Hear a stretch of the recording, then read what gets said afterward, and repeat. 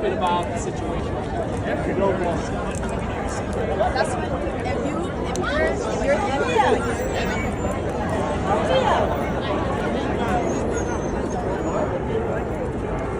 We already know this. Nigga, why we?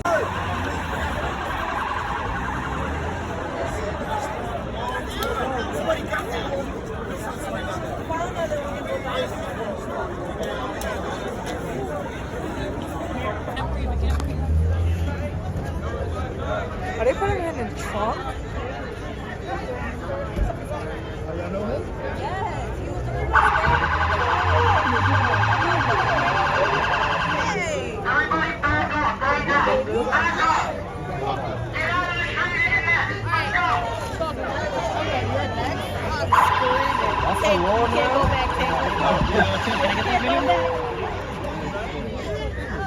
Oh, but come in and do good for you. You get paid way more than me. Nobody that gets paid less than you should be doing your fucking job for you. More efficiently. Y'all literally not fucking physically doing anything. Use a fucking laptop to help people get the fuck out the building. And then the crazy thing is the people that's walking around with vests that say safety talking about something, oh, we don't know, and we're supposed to just deal with waste and stuff like that. No, y'all supposed to deal with safety.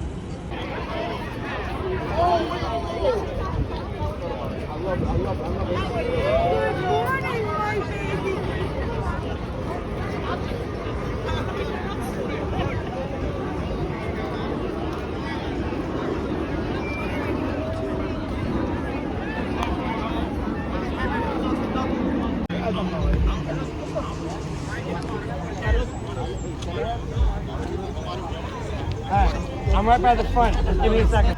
What's going on? So apparently there was a day one associate who for some reason freaked out, took his shirt off, started grabbing fire extinguishers and spraying people in the face, like multiple people, running around, throwing the fire extinguishers, throwing items. So after waiting 30 minutes to evacuate the building, all the associates were told to exit the building while they apprehended the guy. You know, management knew he was in there for 30 minutes, but told people to stay at their stations. And keep working. And keep working, yeah. And that they would be updated on the situation. One of our associates, actually, a good friend of mine, actually ran into the gentleman while being told to stay at her station. She bumped into him as soon as she turned the corner.